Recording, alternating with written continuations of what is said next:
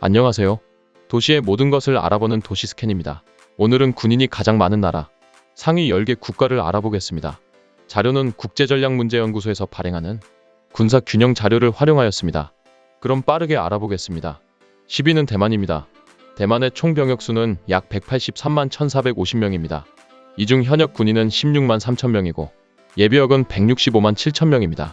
러시아의 팽창주의 때문에 북유럽 국가들과 발트 3국이 그러한 것처럼 대만도 중국의 팽창 때문에 민병제 같은 모병제가 사라지고 24년 1월 25일부터 의무 복무 기간을 1년으로 늘린다는 결정이 나서 징병제가 도로 부활할 예정이라고 합니다. 9위는 이란입니다. 이란의 총 병력수는 약 201만 명입니다. 이 중 현역 군인은 61만 명이고 예비역은 35만 명입니다. 이란의 군대는 이슬람공화국군, 이슬람혁명수비대, 경찰로 나눠지며 한 국가가 이원화된 군대를 가진 흔치 않은 나라입니다.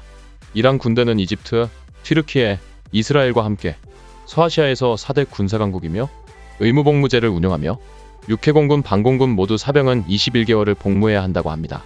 8위는 브라질입니다. 브라질의 총 병력수는 약 206만 9,500명입니다. 이 중 현역 군인은 33만 4,500명이고 예비역은 134만 명입니다.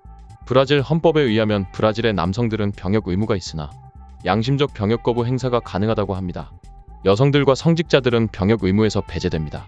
신병들은 소집하기 전에 심사 과정에서 95%의 병역 대상자들이 면제를 받으며 또한 신병들의 3분의 2는 자원병들로 구성되며 날이 갈수록 자원병의 비율이 높아지는 추세라고 합니다. 넓은 국토의 특성상 입대한 장병들은 대부분 집 근처의 육군 수비대에서 1년 동안 복무를 하게 되며 고등학교를 졸업 못한 사람들은 9개월만 복무한다고 합니다. 7위는 미국입니다. 미국의 총 병력수는 약 220만 5,050명입니다. 이 중 현역 군인은 135만 9,450명이고 예비역은 84만 5,600명입니다. 미군은 미합 중국의 국군으로 인류 역사상 가장 강력한 전력을 가진 군대로 알려져 있습니다. 세계 최초로 핵무기를 개발, 보유한 기록을 가지고 있습니다. 원래는 대표적인 징병제 국가였지만 베트남 전쟁의 실패 이후로 왜 내 자식을 전쟁터로 보내야 하냐라는 여론이 확산되어 모병제로 전환했습니다. 6위는 중국입니다. 중국의 총 병력수는 약 320만 5천명입니다. 이 중 현역 군인은 203만 5천명이고 예비역은 51만 명입니다. 중국 군대의 공식 명칭은 중국 인민해방군 또는 해방군으로 부르기도 하며 국호에 군을 붙여 중국군으로도 불립니다. 일반 사병급인 이병은 1000위안, 일병은 1100위안으로 최저임금에도 못 미치는 박봉이지만 상병 때부터는 알바직 수준의 임금을 받는다고 합니다. 부사관 3년차부터는 웬만한 중국 직장보다 좋은 조건의 급여를 받고 있다고 합니다. 기본급은 중국 기준으로도 그저 그런 수준이지만 추가 수당으로 받을 수 있는 금액이 중국 기준에서 제법 큰 금액이라서 제법 목 세우고 살 수 있다고 하네요. 5위는 러시아입니다. 러시아의 총 병력수는 약 345만 4천명입니다. 이 중 현역 군인은 90만 명이고 예비역은 200만 명입니다. 최고 통수권자는 우리가 잘 알고 있는 블라디미르 푸틴입니다. 러시아 군대는 소련 해체에 따라서 소련군이 해체된 이후 1992년 5월 7일 창설되었습니다.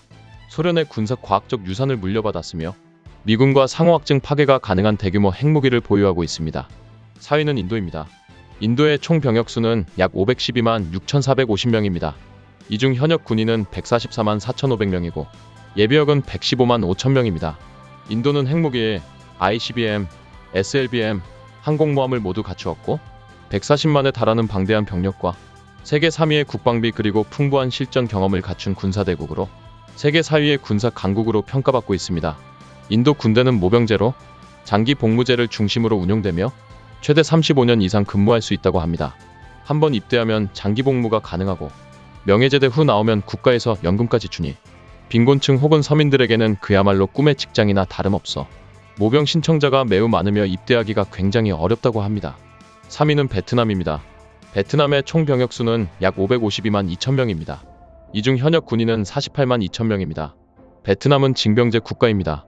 군부대가 해당 지역의 이권 사업과 연결되어 있기 때문에 군대에 가면 군사훈련만 받는 게 아니라 직업훈련 및 기술훈련도 함께 받는다고 합니다. 젊은이들 사이에서는 군대에 가야 먹고 살 길이 열린다는 말도 나온다고 합니다. 복무기간은 18개월이며 휴일과 주말에는 어느 정도 자유롭게 개인 시간과 외출이 보장된다고 합니다. 2위는 우리나라 대한민국입니다. 대한민국의 총 병력수는 약 722만 명입니다. 이 중 현역 군인은 50만 명이고 예비역은 273만 명입니다. 대한민국의 국군은 1950년대 6.25 전쟁, 1960년대 베트남 전쟁 등 굵직한 전쟁에 참전하며 성장했습니다. 육군의 규모 자체가 워낙 비대해서 기갑전력, 포병전력에 있어서는 세계에서 손가락 안에 꼽힐 정도로 강력하며 국토 면적, 인구에 비해서도 매우 거대한 규모를 가지고 있습니다. 하지만 현재 심화되고 있는 저출산, 고령화 및 인구 감소의 영향으로 대한민국 국군도 점점 직격탄을 맞고 있습니다. 2023년부터는 징병 가능 청년 남성이 20만 명대로 급감했다고 합니다. 23년 기준으로 이병이 60만 원, 병장이 100만 원의 월급을 받고 있습니다. 마지막 1위는 북한입니다. 북한의 총 병역 수는 약 776만 9천 명입니다. 이 중 현역 군인은 128만 명이고 예비역은 60만 명입니다. 최고사령부는 누구나 알고 있는 김정은입니다. 무자비한 징병제로 북한은 전세계 인구 대비 군인 비율 1위, 전세계 군 내부 여군 비율 1위라는 세계적 기록을 세우기도 했습니다. 남녀 모두 만 17세이면 입대하며 남자는 27세, 여자는 23세까지 복무한다고 합니다. 남성은 복무를 10년이나 해야 하지만 실제로는 당의 필요와 명령에 따라 전역 날짜가 정해지기 때문에 자신이 언제 전역할지 모른다고 합니다. 이상 도시스캔이었습니다. 영상이 마음에 드셨다면 구독과 좋아요 부탁드립니다. 끝까지 시청해 주셔서 감사합니다.